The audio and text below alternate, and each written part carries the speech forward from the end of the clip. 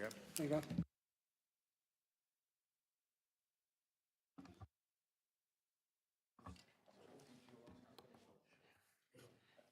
Good evening, everyone, and welcome to East Devon District Council's Overview Committee meeting on the 26th of March 2026.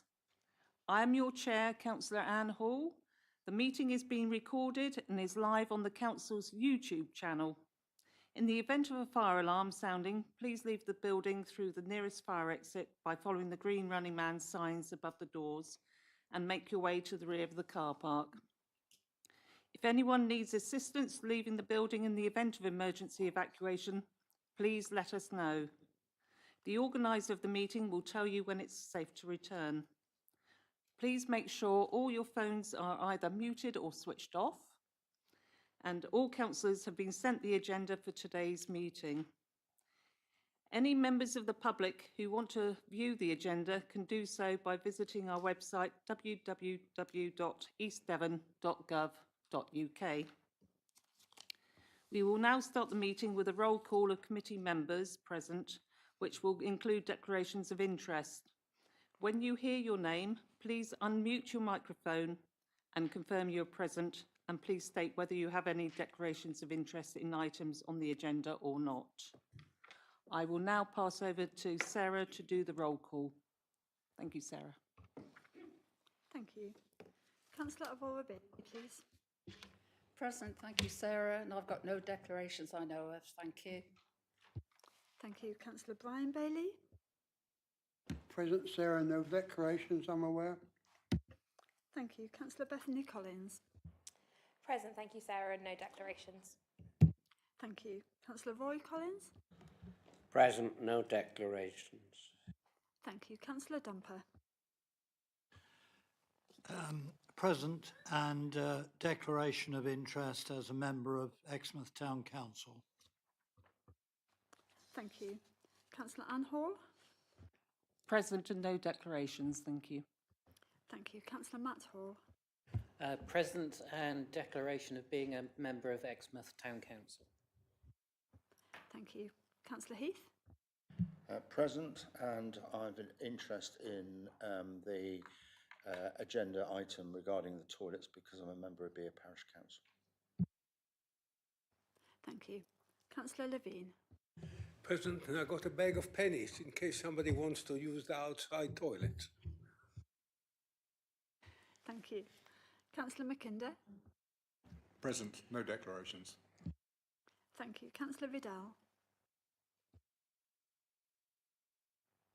Councillor Wilson. Present, I'm an Exmouth Town Councillor. Thank you. And I can confirm that we're quiet. Chair. Chair, can I come back? I think Anita is going to say something here. Thank you. Just to pick up the declaration point for those of you that are town councillors or in Councillor Heath's case, the parish councillor, we've worked through the declarations. We're content that at this point, the matter that you're discussing is still quite high level. And so on that basis, you have no specific interest to declare. But I think it's helpful. And I think probably both Councillor Baileys, you were just going to say you're both Exmouth town councillors? Yeah, both Exmouth town councillors. So yep, no, that's fine. Helpful to have it on the record, but at this point, we're content that there are no specific declarations. That may change as the process goes on in further meetings. Okay. Thank you, Anita. Are there any other councillors on the outside here in this meeting wanting to declare an interest in any items that are listed on the agenda? Yes, Chair, and I've listened to what Anita says then. However, Sidmouth has 4 of the toilets on the block that at the end of the day I am a member of Sidmouth Town Council. I just wanted to make sure that we were aware that I'm not biased in any way, obviously, but I just wanted to make sure that's... Thank you, Councillor Barlow. I'm exactly the same member of Sidmouth Town Council. Thank you, Councillor Goodman. Agenda item 1, minutes of the previous meeting held on the 22nd of January 2026, pages 3 to 5. Does any councillor have any comments on the minutes of the previous meeting? Any comments, anyone? Nope. Then thank you, and the minutes are agreed. Agenda item 2, apologies. Sarah, apologies, please. Thank you. We have apologies from Councillor Bloxham and Councillor Fernley. Thank you. Agenda item 3, the declarations of interest we've already covered. Agenda item 4, public speaking. We have no public speakers. Agenda item 5, matters of urgency. There are none. Agenda item 6, confidential exempt items. There are none. Agenda item 7, we've got the work programme 2025 to 26, pages 6 to 24. This item is to receive the overview committee work programme and to consider the cabinet forward plan. Would the committee wish to receive a report on any key decisions prior to cabinet? Councillor Bethany Collins. Sorry, it was just to say that there is a confidential item on my agenda.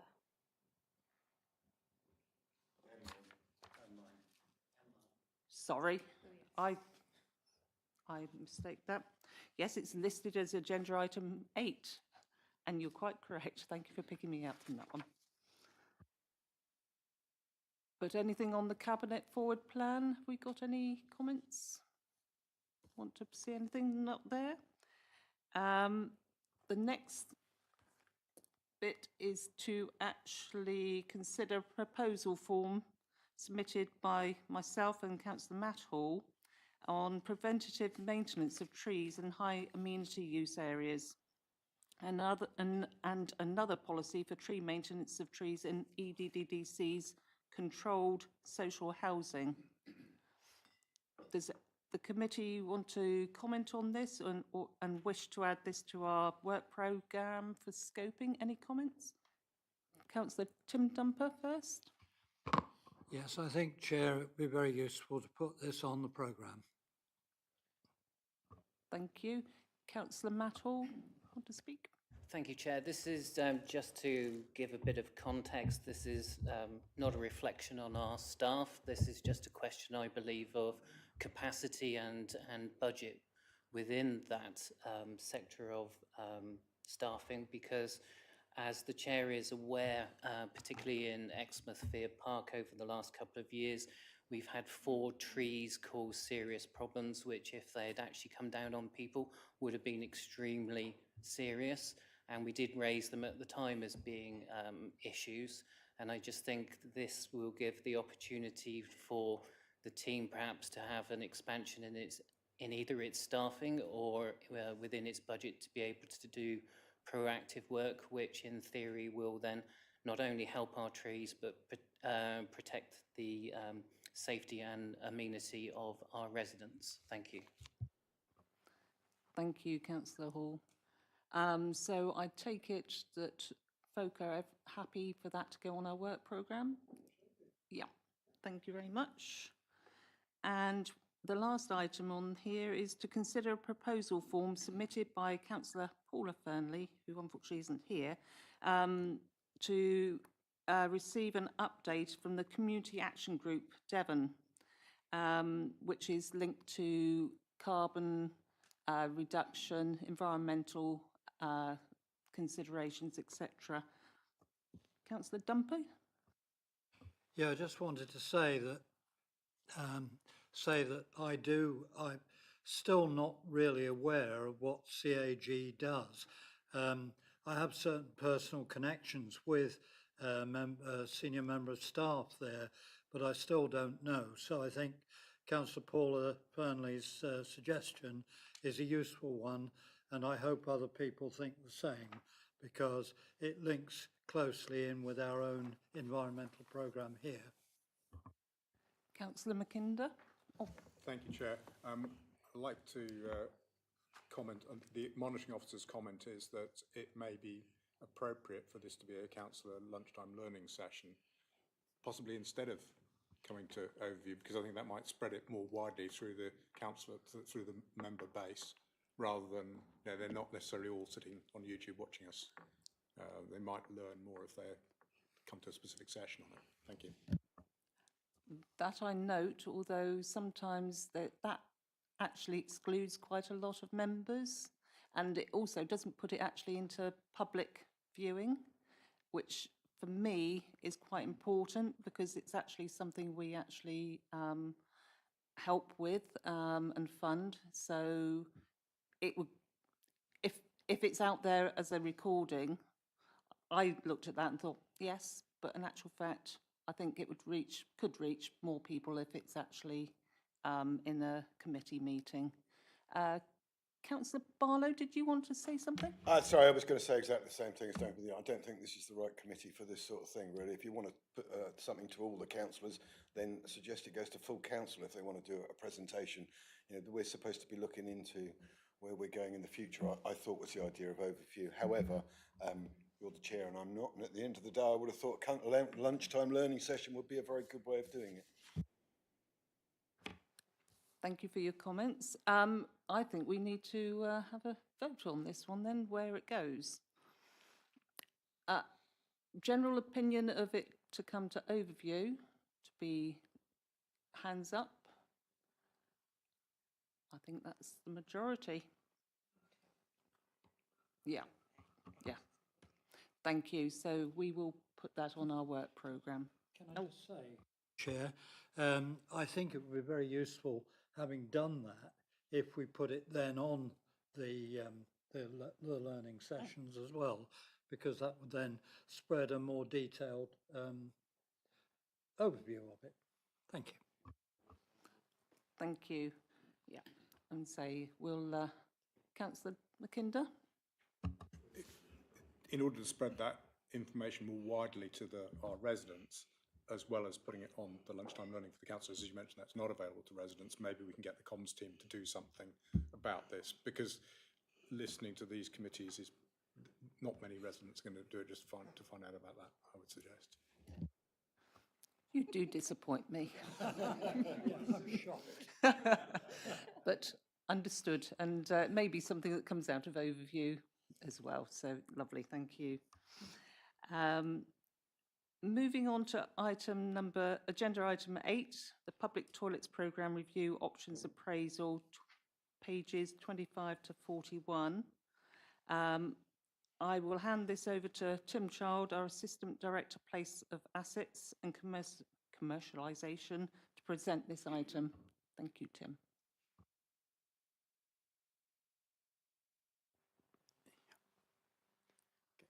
Yeah, thank you very much, Chair. Thank you.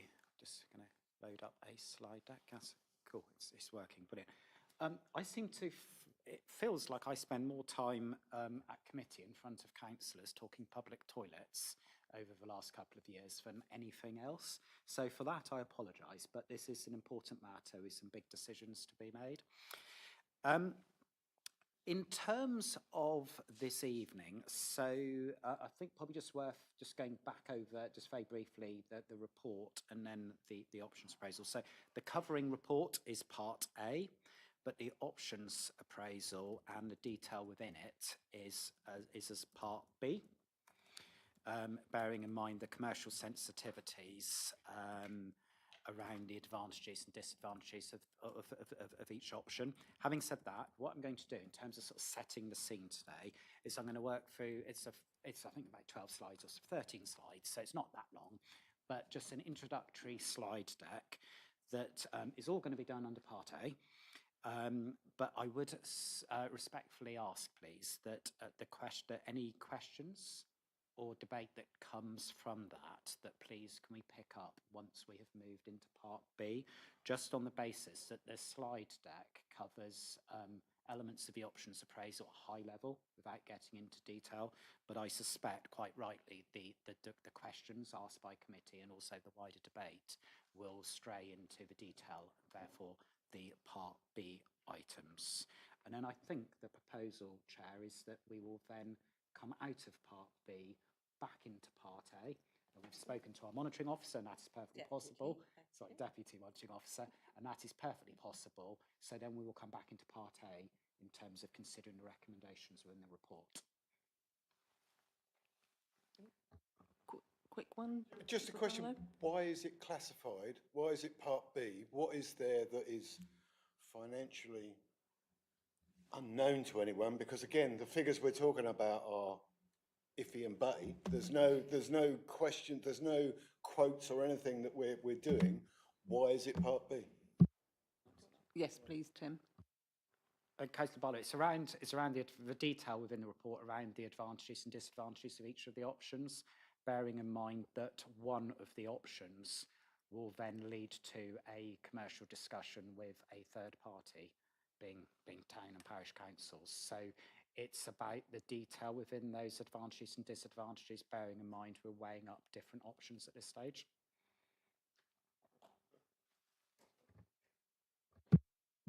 I know you're all experts, but again, although there are figures here, they are loose figures that we're not dead sure of what they are. But I don't see why that is financially sensitive to anyone, because there's no other companies involved. Yeah, Tim. Go on. Sorry, it's around more the sort of commercial sensitivity. So don't just look at it as financial. It's not just figures. It's commercial sensitivities around the advantages and disadvantages, bearing in mind that we are considering a number of different options. One of those options, if we were to take it forward, would then result in negotiations with a third party, being parish and town councils. Am I allowed to disagree? Thank you, Tim. I will hand back over to you to do the presentation of the slides. Thank you. Thank you. So is it possible just to minimise the... That's it, brilliant. Thank you. Okay, so as I said, there are only 13 slides, so it's not a massive amount of content, but it's just set the scene and talk through the journey that we've been on. So, firstly, to start with the programme context and principles. So this builds on the 2021 principles following the public toilet review, which talked about the right toilet in the right place, and also around financial sustainability of what, after all, is a discretionary service. Back in 2021, we were grappling with two financial requirements. Firstly, around revenue. Within the, I think it's within the options proposal itself, it refers to some detail around £15,000 per site on average to operate, but also around the capital need for investment. 27 sites back in 2021, down to 14 proposed sites now. We know within what we're talking about tonight, the costs involved in investing in 14 sites, 27 sites, twice as much basically. So that was sort of where this started from. And back in 2021, we were also looking at alternative delivery models. So what we mean by that is it wasn't just about investing in upgrading the stock, but it was around also introducing charging, but also around asset transfer and commercial reuse. So commercial reuse, I'll give you an example of that. Orcombe Point in Exmouth, that went down that model. And in terms of asset transfer, which is obviously one of the options we'll be talking about this evening, probably just worth remembering that we have actually proceeded with 3 sites, beginning of last March, last April, so a year ago, basically, pretty much a year to the day almost, where we transferred 3 sites to Colleton, one to Colleton Parish Council, one to Budley, and the other one, I should remember, Budley, there's a third anyway, there were 3, there were 3 sites, a year, it's been a long year. So that's sort of the initial programme. In terms of phase 1, so we've completed phase 1. We've delivered 4 upgraded public toilet sites, which have enhanced service quality and accessibility. So I'm now going to embarrass myself and probably not remember those 4, but those 4 are Budley, Exmouth, Honiton, and Seaton. Good, I remembered those. That would have been embarrassing. And of those 4 sites, we have delivered 3 adult changing places facilities at each of the 3 seaside locations, so obviously not Honiton. We've also through ourselves as internal officers, but also through our external consultants, Kendall Kingscott, done significant work in terms of the remaining phases.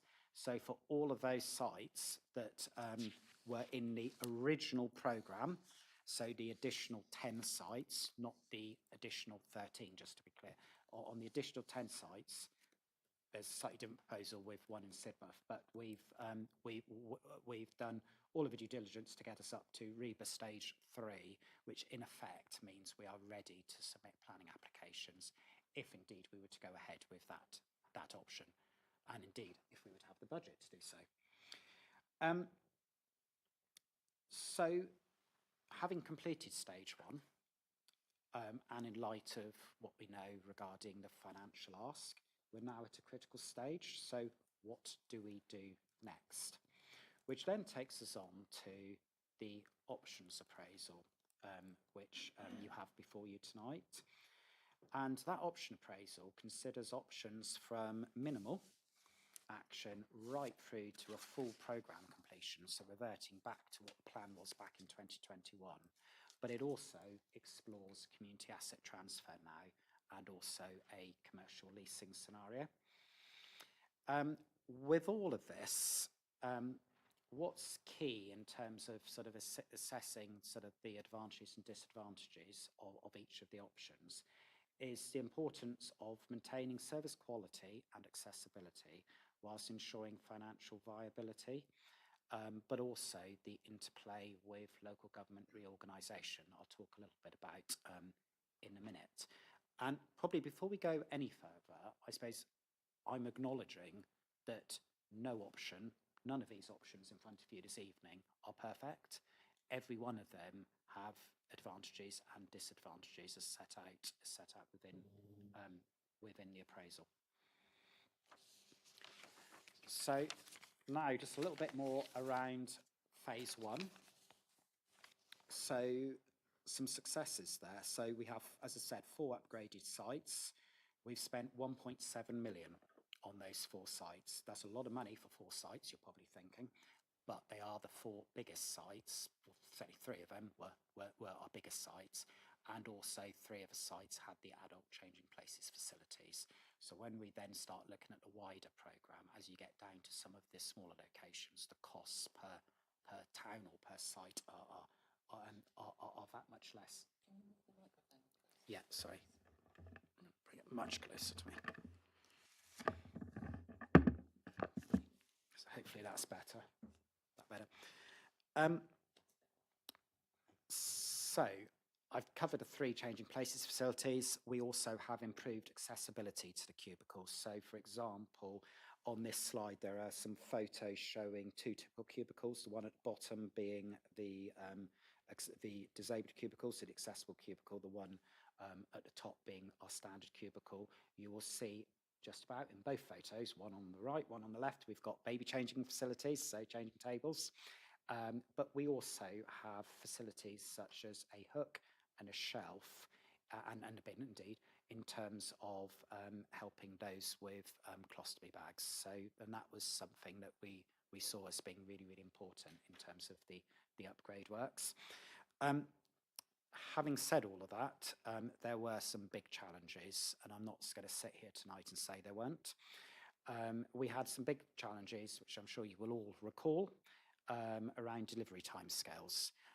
Sites did not open last spring when we wanted them to, and we ended up with sites opening during the summer months, compounded then by the fact that 3 out of those 4 sites, the seafront locations, were our highest profile sites. Having said that, we had to start with those sites because they were the sites with the adult changing places facilities, and we had to do the works within a tight time scale to secure the funding. Had we delayed those works to a subsequent phase, we wouldn't have got the funding from central government. Resourcing was also a massive challenge, both from a buildings and FM perspective, buildings and facilities perspective, so for my service area, but also from a street scene perspective. And I think probably early teething issues perhaps sort of exposed the fact that what we were doing, we were changing something quite significantly. It was a new model. it was income charging model, new setup. It required a lot of sort of more operational work to ensure that sort of smooth transition. And we did see in the early days, as examples, some of the signage perhaps not being as good as it could have been, and that then generating customer concerns and a whole load of sort of challenges that came out of that. So there's definitely an acknowledgement there. I've covered the early operational issues and clearer communication, so signage, but also, probably in fairness, communication with town councils, communication with yourselves and the wider East Devon membership around what we were doing, and ensuring that that the messages were getting out to the public. Moving on to the charging model benefits. So whilst, yes, I acknowledge perhaps not universally popular, it actually has achieved the objectives that we set out in terms of a charging, which wasn't just about the income generation. It was also around reducing vandalism on the basis of you now need to physically pay to get into the unit. So the research more widely with our consultants, with Healthmatic and others, all led us to believe that, yes, once you introduce charging, vandalism reduces, and that's absolutely what's happened here. The appraisal itself talks about, which I'm happy to sort of show in this Part A item, around we've generated to date around £35,000 worth of income. Now, just to be really, really clear, that income doesn't go in any way towards the capital costs of providing these new facilities, but what it does do is it contributes towards running what's a discretionary service, so the costs of cleaning, the costs of water rates, and get through quite a lot of water as you'd expect, and electric. So just to be really clear, that income, whilst it's a healthy income, it only goes to support those sort of revenue running costs. And then the final point on this slide, which is, I suppose, why we're here today, it's around this options appraisal. So when I came to Overview Committee last autumn, one of the recommendations was that I was asked to come back with a full options appraisal to address the challenges and to guide the programme as it moves forward. So this sort of now takes us on to the options appraisal itself. So the options appraisal, and I've included just some photos here. Some of the photos were on the previous slide, but it's probably just worth for those of you who won't have seen the inside of one of the adult changing places facilities, photo top left is that. So you'll see it's a large space, and just in the left of that corner of the top left photo, you can see just about there's a changing bed, a full-size changing bed. So consider the baby changing tables, but this on a full-size scale can take a full adult's body weight. It rises and lowers with an electric motor. You can't quite see it in the photo, but there's a hoist that will move people around the room. Ample and as you can see, significant space. You can't see in the photo, but even the sink unit has a remote control and will rise up and down. And the feedback we've had from those people and those families who've made use of those facilities has been really, really positive, and we shouldn't underestimate. And then you've got the Honiton site, top right, and it looks like the Exmoor Foxhole site, bottom right. So in terms of the options that we've provided, first option is to complete the programme as planned. Second option is so as planned, but requiring significant additional budget. Option 2, complete programme within budget, so a much lesser intervention across some of the sites or all of the sites. There's 3 different scenarios that are included there on how you could deliver something within budget. Third option is around transferring with a dowry, so with a capital contribution to towns and parish councils. So that is the community asset transfer approach. And option 4 is around a lease to a commercial operator, and I'll talk a bit about that in a minute. And then following on from those 4 options, so whilst this options appraisal is being developed, we've then been having discussions with town and parish councils around community asset transfers more generally. So you might recall there was a report that came to Cabinet last summer, and it talked about stewardship of assets, particularly in light of local government reorganisation. And one of those strands was around community asset transfers. So during the course of last autumn, we embarked on the recommendations that came out of that report, which included making contact with town and parish councils, including making contact with town councils. And through that, it became very, very clear, very quickly in fact, that in terms of bearing in mind community asset transfers, it is community assets. What do we mean by community assets? Typically, sort of public open spaces, your public parks, your amenity spaces, play areas perhaps, but also public toilets. So public toilets became very a big part of those discussions. And whilst I would say the devil is always in the details, so generally there is support from town councils to take on those facilities on the basis of then safeguarding those facilities through local government reorganisation. Now, as I said, devil's always in the details, so clearly we've still got to, if we go down that route, we still have to agree terms. I'm not saying in any way whatsoever that it's a done deal, but there's certainly an appetite. If there weren't an appetite for that, I wouldn't be bringing that forward as an option to you in the same way I am tonight. I've included the recommendation from Cabinet from the 4th of February. So basically we went out, spoke to the town councils as part of the community asset transfer work. That then came back to a report to Cabinet on the 4th of February. And Cabinet at that meeting supported the principle around transferring council-owned public conveniences to towns and parish councils with a dowry, but also around sort of the contiguous assets as well. In terms of, so that then sort of takes us on to this meeting. Now, clearly, the options appraisal still needed to come to this meeting. So clearly, at the time that Cabinet were able to consider this back in February, they didn't have the benefit of overview having considered this. So therefore, their recommendation was very, very clear that it was subject to a timely review of the existing refurb arrangements and potential transfer protocols by the overview committee to ensure best value for both us, but also for the lower tier authorities. So that sort of brings us to where we are tonight. And tonight is all about the options appraisal, but also I would suggest it's about and this is picked up within the recommendations from the report, it's around the role of the committee as the project moves forward. So bearing in mind the feedback that I heard from the autumn meeting, it was around the appetite by the committee to have an involvement moving forward and to help influence.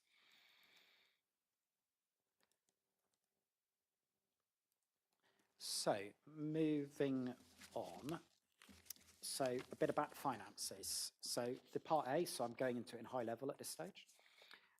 So in terms of the budget, we have a budget of 3.4 million. We've spent 1.93 million and we have 1.47 million remaining.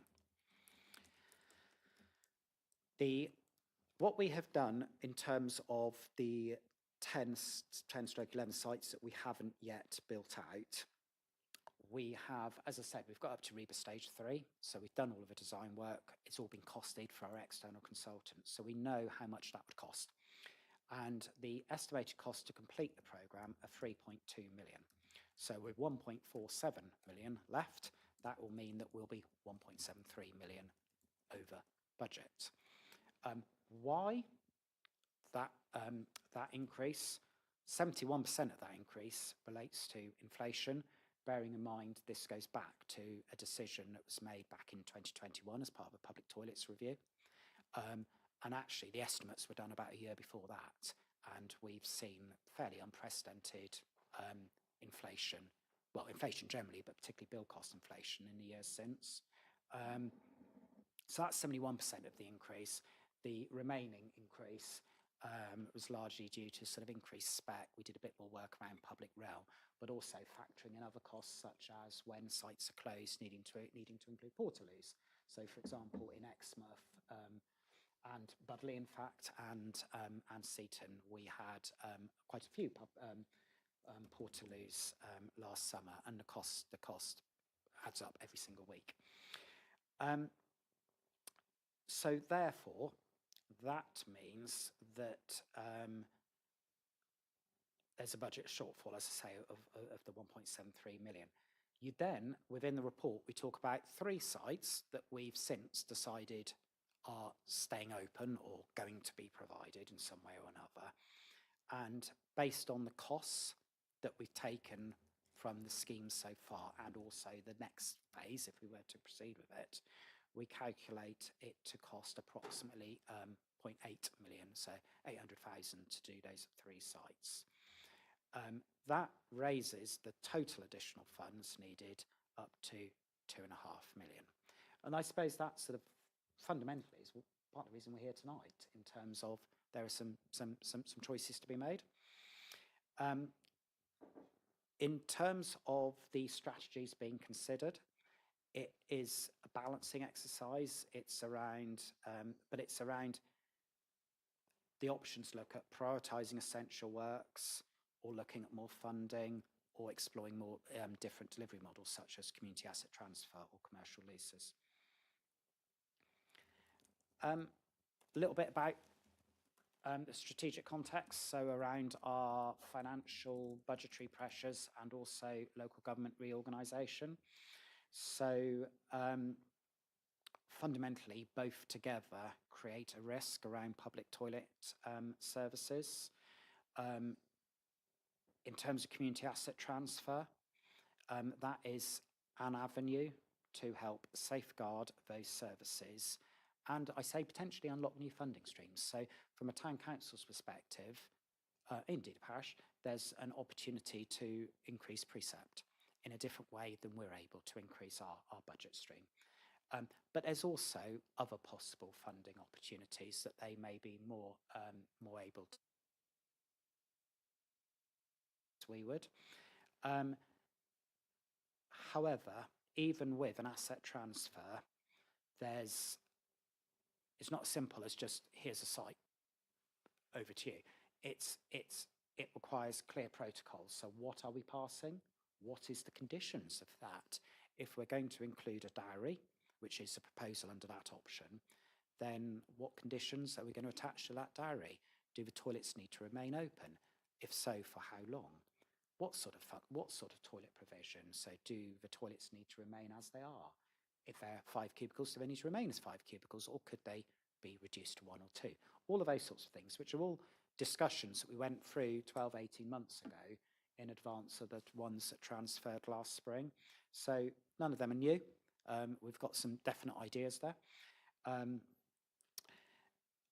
And then around strategic alignment. So linking in with local government reorganisation, linking in with, I suppose, the underlying premise of all of this, which is wanting to provide public toilets within our towns and our villages, supporting locals, but also supporting visitors.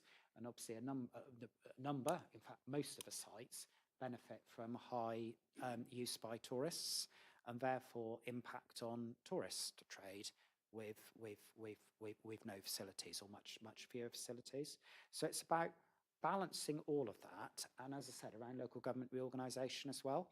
And I sort of raise perhaps an emotive question here, which is sort of what does option 2 achieve? So option 2 was around doing a much lesser level of investment, but fundamentally you're still not providing a solution that's necessarily fit for purpose longer term.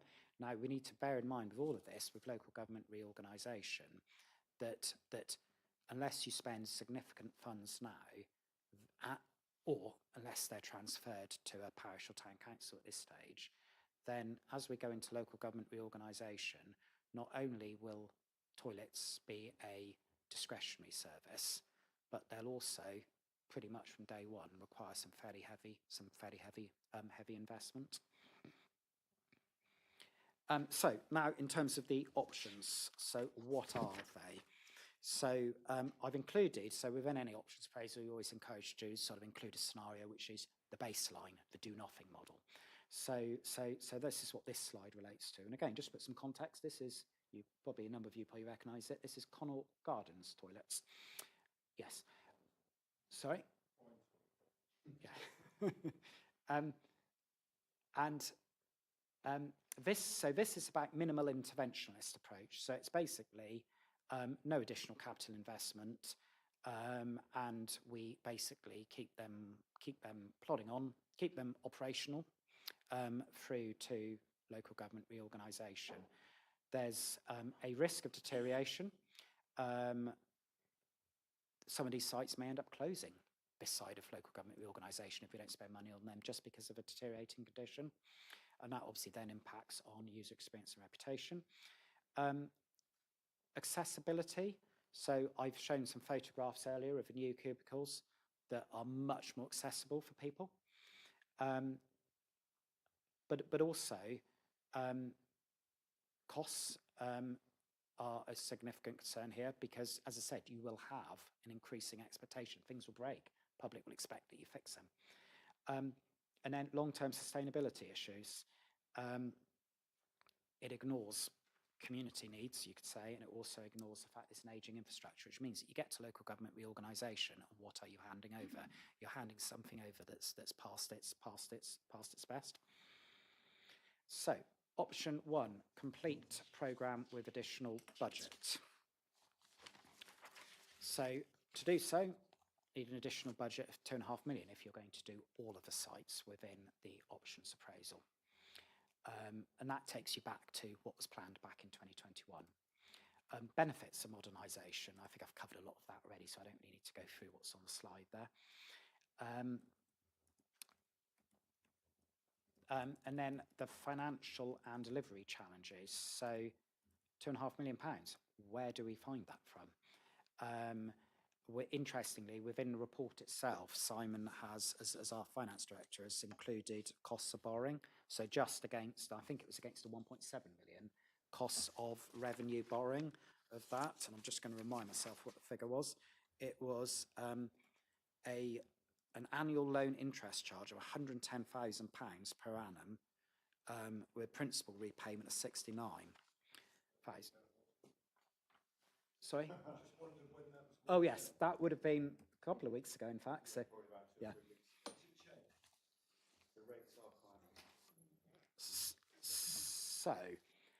So the point being, there's a significant cost there,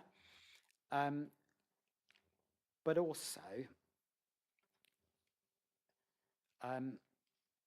with that. So if you just look at our phase 1 program, it took us a long time to build out and physically get them open. Now, the reality here is the clock is ticking for local government reorganisation. You have a lot of sites, if you were to go with that option, you have a lot of sites to deliver within a very short period of time. And the point I'm making against this item is that if we were then going to transfer to towns and parishes, asset transfers are complex at the best of times, but trying to transfer an asset that is mid-construction, where you've still potentially got contractors on site, will make what's difficult much more difficult. So there would be a significant risk that if you did this, you might then be prevented from a subsequent asset transfer just because of not having sufficient time. Option 2. So this was about delivering it within the existing budget. And we looked at 3 different variants here. So one was variant A, which was around essential maintenance works. So what I did there, what we did there is we looked at, okay, if we want them to literally limp through over the next 5 years, but better than doing nothing, so minor improvements, we can do on average for about £100,000 per site, which you might think is still a massive amount of money, but believe me, when it comes to public toilet buildings and the expensive kit within, it doesn't get you as far as you'd think. The second variant was, okay, we know what our cubicle costs are. So we know from our phase one, but we also know from our costings for subsequent phases, we know how much it costs per cubicle. So therefore, how many cubicles could you deliver within that budget? And the report goes into quite a lot of detail around what a significant reduction in cubicle numbers that would lead to. And the fact that fundamentally, if you did that model, you are ending up with sites that have so few cubicles. They're just not practical operationally. And then the third variant was around part delivery. So fewer cubicles in some sites and no investment in other sites, but no investment in other sites predicated by the fact that they were the sites that most easily go with a wider package of assets, contiguous assets that could be transferred over to town councils. So each variant involves trade-offs affecting service quality, accessibility and community expectations. So issues there around sort of reputation management and also the practical implications of having different models across the district. So that then takes us on to option 3, which is around community asset transfer with a diary. So this is a scenario with town and parish councils. By doing so, it allows local control, customised maintenance strategies, and is able to address specific needs. And what I mean by specific needs, every town and every town council will have a slightly different understanding of need within their town. For some towns, for some sites perhaps, charging might be seen as a better option. For other sites, it might be seen as a poorer option, perhaps depending upon the users. Are these local residents, are these tourists more likely to use it? It could be a whole range of things, but also around cubicle numbers. So again, if we did this approach, the town councils would be in control. They might, just as an example, they might take on a particular site with currently gents and women's obviously separate with number of cubicles in each. They might take the site on, take a diary from us, enter into covenants to say that yes, there must be an ongoing toilet provision.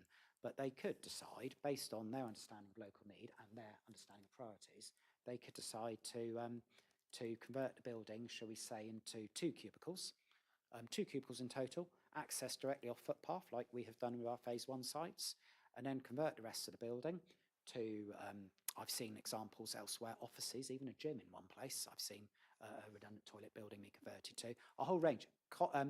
Kiosks, coffee kiosks, ice cream kiosks, generate income from that. That income then go back into maintaining the toilets. So there's a range of options there, and this provides greater local control and more tailored solutions. Talk about the diary support. So we got 1.47 million left. From the Cabinet report proposes, from February, proposes £300,000 in terms of costs for delivering such a programme of asset transfers, not just the toilets, but of all the contiguous assets that go with them. But there are still some challenges relating to that option, and that includes the limited investment per site. So the report's really, really clear, the money you need in order to do a comprehensive redevelopment. And that doesn't equate to the amount of money that is available within the existing budget. So there's a very open acknowledgement there. Staffing issues, possibly. Now, interestingly, we know from the discussion so far with towns, there's interest in potentially entering into service level agreements with us. So in terms of continuing, for us to continue maintaining or servicing those sites, but under their sort of control. And the point being here, it all comes down to the asset transfer protocols and the negotiations in that. Which then takes us on to the final option. I'm almost there, you'll be pleased to hear. So this is option 4 around lease or transfer to, I'm using Healthmatic or similar. Healthmatic were the provider of the sites that we've already built out, so the 4 sites. And here, so this is a scenario basically whereby a commercial entity comes in and runs for toilets. They earn an income from people paying to use the toilets. They may, as part of that model, support us in the investment costs of building the building. But if they do, it will only be a proportion. Now, we know from the income figures I've given earlier on that we're looking at, what, £35,000 for those 4 sites in total. I know we're coming into summer again, so you'd expect the levels to go up, but that doesn't go very far to paying towards millions and millions of pounds worth of toilet investment works in terms of rebuilding. So, point I make here is that this model requires capital subsidy, most likely greater than the existing budget. So we still then end up with a budgetary issue, but so arguably similar to option A, but at the same time, we then lose the control over service standards and quality, even possibly overcharging rates as well. I'm also making the point that it might conflict with community priorities and goals. You lose that sort of local accountability. But if you did go down that route, then clearly contracts and having a detailed contracts that sort of tie that operator in as much as possible is essential. So, taking us on to what does all of that mean? So, within the report, within the appraisal itself, you have a comparative summary at the end of the report, which sets out each of the options with a RAG status, depending upon their relative strengths and weaknesses. And I've listed here, to be honest, there's probably no need for me to go through it. It summarises the earliest slides. It does, interestingly, miss out option 2. I'm not quite sure why, but the option 2, just to remind you, was a lesser investment or lesser scheme, programme of works, but within existing budget. And the final bullet point is around the RAG summary, a RAG summary table at the end of the report, which obviously we can come back to as part of the Part B item if needed.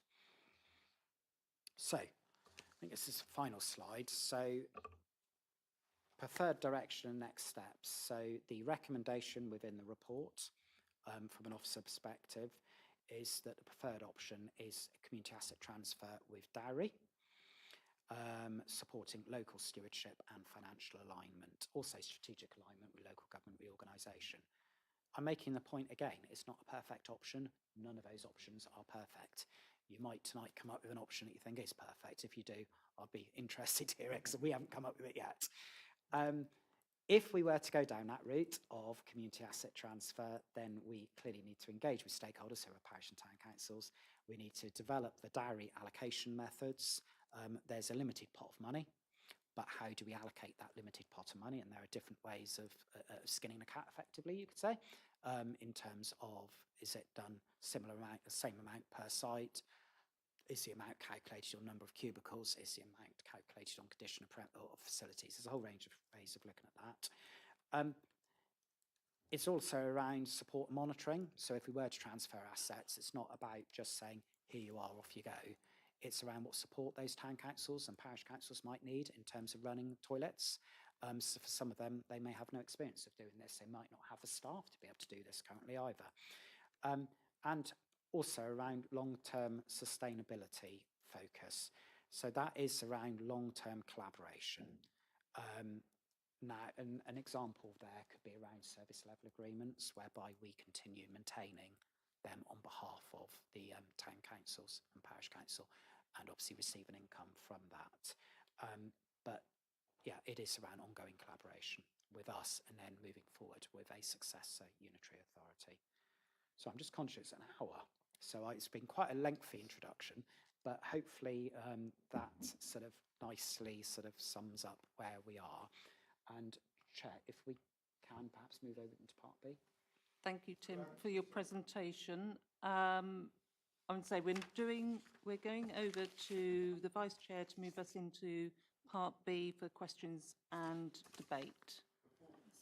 Sorry, Chair, before we do, could there some points that should be put in open session, I think, rather than putting it all behind closed doors? And again, I still will argue that all the figures we've had that are coming, but you're the expert, so I will bow to your knowledge on that. However, I do think that certainly I would like to just talk about one point in open thing. 1 point in open. Thank you. Yes, And before that's we go to just part B. about, I'd just like, Mr. Child, please, if he could confirm that should the first phase, which was supposed to have Sidmouth Ham changing places in it, we were supposed to deliver 4 changing places for the government's £240,000. That's what we agreed. If that had happened, and there would have been another £500,000 spent on that, if that had happened, could he confirm that the 1.4 million we now have would be substantially less? Thank you.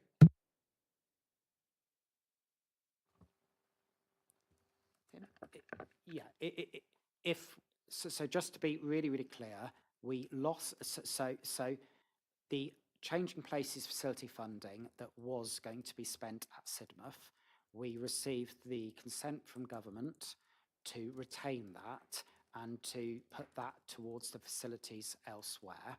So yes, you are right. Had we not, had we had to return that, then the figure would have been that much less. Have I answered it? Perhaps if you just rephrase, I'm not quite sure.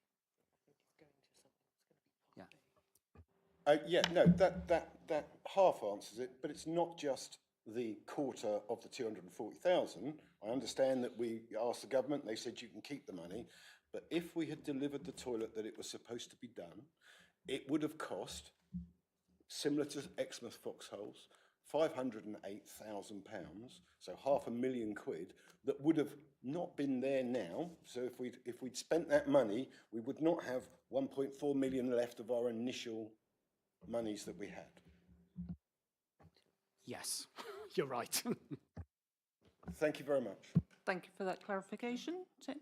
And over to Vice Chair to move us to part B. Thank you. Yes, as has already been said, and for the reasons outlined by Tim Child, I would like to move that under Section 100A brackets 4 of the Local Government Act 1972, the public, including the press, be excluded from the meeting as exempt information of the description set out in the agenda is likely to be disclosed. And on balance, the public interest is in discussing these items in private session, that is Part B.